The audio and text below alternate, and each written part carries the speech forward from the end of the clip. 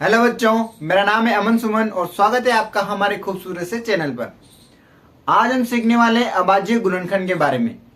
किसी भी संख्या के अभाज्य गुणनखंड कैसे करेंगे वो सब यहाँ पर सीखेंगे। अभाज्य गुणनखंड का मतलब है किसी भी संख्या के अपन टुकड़े करेंगे, किसी भी संख्या के टुकड़े करेंगे जो गुणा के रूप में होंगे और वो अभाज्य संख्या के रूप में होंगे। उस पे गुणा में जितनी भी संख्या आएंगी वो सारी संख्या अभाज्य होगी। तो इसके लिए पहले अपन को अभाज्य संख्याओं के बारे में पता होना चाहिए। तो अभाज्य संख्या के ऊपर मैं पहले ही वीडियो बना चुका हूं बच्चों, अगर आपने नहीं देखी है तो वीडियो आप देख सकते हैं। तो अभाज्य संख्या हम जानते हैं कि जो 2, 3, 5 है, 7 है, फिर 11 है, 13 है, ये जो संख्याएं होती है ये अभाज्य संख्याएं होती है। अभाज्य संख्याओं में केवल उसी संख्या का भाग जाता है या फिर एक का भाग जाता है। इसके दो ही गुणनखंड होते हैं इन संख्याओं के। तो किसी भी संख्या के अभाज्य गुणनखंड करने होते हैं तो इन संख्याओं का भाग लगा के उनमें गुणनखंड करते हैं। तो कैसे करेंगे गुणनखंड सीख लेते हैं। तो यहां पर अपन एग्जांपल ले लेते हैं। जैसे पहला है अपने पास 48, 48 के अपन को यहां पर अभाज्य गुणनखंड करने हैं बच्चों। अब 48 के अभाज्य गुणनखंड करने हैं तो अपन क्या करेंगे, इसमें भाग लगाएंगे इन संख्याओं का। सबसे पहले 2 का भाग लगाते हैं। अगर 2 का भाग नहीं जाता किसी संख्या में तो फिर 3 का लगाते हैं। 3 का नहीं जाता तो फिर 5 का लगाते हैं, फिर 7 का लगाते हैं। ऐसे अपन भाग लगाते जाते हैं। तो इसमें सबसे पहले अपन भाग लगाएंगे 2 का, क्योंकि ये सम संख्या है तो 2 का भाग इसमें चला जाएगा। तो इसमें सबसे पहले अपन भाग लगाते हैं 2 का। अब 48 में जब 2 का भाग लगाएंगे तो ये यहां पर इधर लगा के देख लेंगे अपन। 48 में 2 का भाग लगाएंगे तो 4 में यहां पर 2 बार और फिर 8, तो 8 में भी यहां पर इसका भाग 4 बार। तो ये आ गया यहां पर 24। अब 24 आ गया। अब 24 में फिर वापस से 2 का लगाएंगे। ये नहीं है कि पहले में 2 का लगा दिया फिर उसके बाद 3 का लगा रहे हैं, नहीं। पहले में लगा के देखा 2 का लग गया, फिर उसके बाद वापस से फिर 2 का लगा के देखना है। 2 का नहीं लगता है तो फिर 3 पे जाना है। तो सबसे पहले वापस से 2 का लगाएंगे और ये भी सम संख्या है तो 2 का भाग चला जाएगा। ये हम देख लेंगे अगर सम संख्या है तो 2 का भाग आराम से उसमें चला जाता है। तो सबसे पहले इसमें 2 का भाग लगा देंगे वापस से।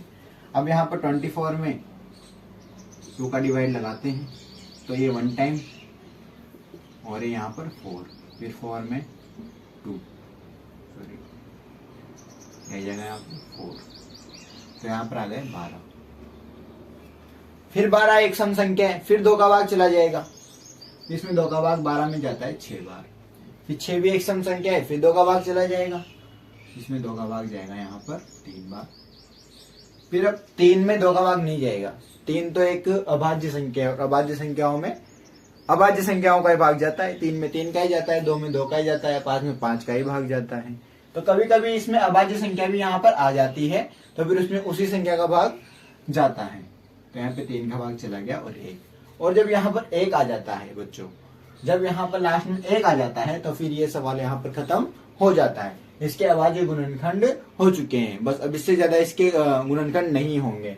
तो इनको लिखते कैसे हैं, यहाँ पर 48 बराबर में लिख देंगे अपन। यहाँ पर जितनी भी संख्या है उनको लाइन से लिख देंगे, 2 इंटू 2 इंटू 2 इंटू 2 इंटू 3। तो इनको यहाँ पर लिख देंगे।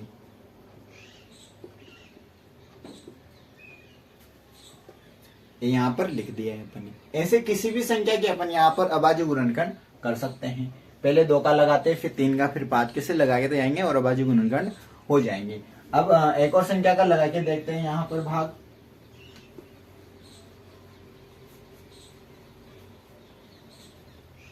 तो एक और एग्जांपल लेते हैं अपन यहाँ पर। जैसे अपन ने ले लिया है 65। 65 के गुणनखंड करने हैं अपन को। अपना क्वेश्चन है 65 के गुणनखंड करने हैं। अभी सबसे पहले 2 का भाग लगाएंगे तो अपन को देखने से पता लग जाता है सम और विषम का। तो यहाँ पर क्या है, विषम संख्या है। अगर बच्चों आपको सम और विषम संख्या के बारे में पता नहीं है तो उसके ऊपर मैं पहले ही वीडियो बना चुका हूँ, आप उसको देख सकते हैं। तो यहाँ पर पहले पता लगे कि विषम है तो 2 का भाग तो नहीं जाएगा, क्योंकि 2 का भाग किस में जाता है, केवल सम संख्याओं में जाता है। तब यहाँ पर 65 है। अब 65 में यहाँ पर देख लेंगे 3 का भाग जाएगा क्या, तो 3 का लगाने पर हम देखेंगे कि 3 का भाग भी इसमें नहीं जा रहा बच्चों। अब 3 का भाग नहीं जा रहा तो फिर इसमें 5 का लगा के देखेंगे। ये ऐसे लगा के देखना होता है, ऐसे लगा के देखना होता है बाकी जा रहा है या नहीं जा रहा है। या तो आपको ऐसे ही पता लग जाएगा और नहीं लग रहा है तो ऐसे लगा के देख सकते हैं अपन। तो यहाँ पे 65 में जो है 3 का डिवाइड नहीं लगेगा, तो फिर अपन उसके बाद आ जाएंगे 5 पर, 5 का डिवाइड लग जाएगा। ये याद रखना बच्चों कि जिसके पीछे यहाँ पर 0 या 5 हो, संख्या में पीछे 0 या 5 हो, उसमें 5 का भाग चला जाता है। इसमें यहाँ पर 5 है तो 5 का भाग चल जाएगा। 6 में इसमें 5 का भाग तो 1 बच जाएगा। फिर 15 आ गए, 15 में फिर 3 का डिवाइड लगा देंगे तो ये 15 आ गया। तो यहाँ पर आ गया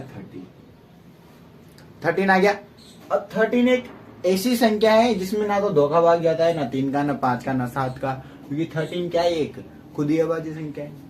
अब 13 जो है वो अभाज्य संख्या है, तो उसमें केवल उसी संख्या का भाग जाएगा, किसी और संख्या का भाग नहीं जाएगा। तो यहाँ पर 13 में यहाँ पे 5 का लगाया था, 13 में 13 का ही भाग जाएगा, और जो कि एक बार हो गए गुणनखंड।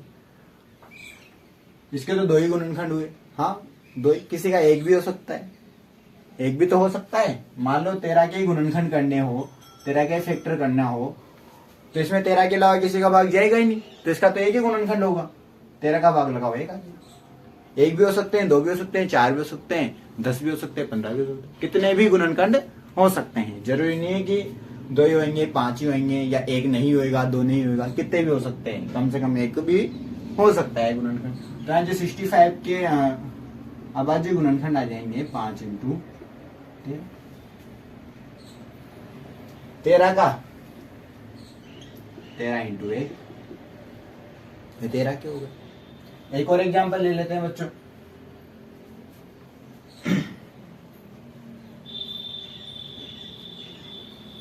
अब अपन लेते हैं यहाँ पर एक और संख्या, जैसे कोई भी संख्या ले लेते हैं अपन, यहाँ पर 25 ले लेते हैं। अब 25 में देखेंगे, पहले 2 का भाग लगा के देखेंगे, विषम संख्या दिख गई, 2 का भाग नहीं जाएगा। 3 का लगा के देखेंगे, 3 का भाग 25 में नहीं जाता है, 5 का भाग 25 में चला जाता है। जिस संख्या के पीछे 5 या 0 आ जाता है उसमें 5 का भाग चला जाता है। तो अब यहाँ पे लगा लेंगे अपन इसमें 5 का भाग, और 5 का भाग अपन जानते हैं कि 25 में कितने बार जाता है, 5 बार जाता है। तो यहाँ पे 5 लिख दिया आप लोगों ने। अब 5 आ गया, 5 क्या है, एक अभाज्य संख्या है, तो 5 में केवल 5 का ही भाग जाएगा, इसके अलावा किसी भी संख्या का भाग नहीं जाएगा। तो यहाँ पर 5 का भाग लगा दिया वापस से। फिर 1 आ गया, जब 1 आ जाता है तो अपना सवाल यहीं पे खत्म हो गया। तो फिर यहाँ पे 25 बराबर आ जाएगा 5 इंटू 5। तो इस प्रकार से अपन किसी भी संख्या के अभाज्य गुणनखंड कर सकते हैं। बस ये ध्यान रखना है कि पहले 2 का भाग लगाओ, फिर 3 का, फिर 5 का। जिस संख्या का भाग नहीं जाता अगली संख्या पे चले जाओ। किसी में हो सकता है 2, 3, 5 का भी नहीं जाए, डायरेक्ट 7 का भाग जाए। हो सकता है इनमें से किसी संख्या का भाग नहीं जाए, फिर आगे जो अभाज्य संख्या है उनका भाग जाए। तो पहले 2 का लगाए, फिर 3 का लगाए, फिर 5 का लगाए, 7 का लगाए। तो इस प्रकार से अपन किसी भी संख्या के अभाज्य गुणनखंड कर सकते हैं बच्चे।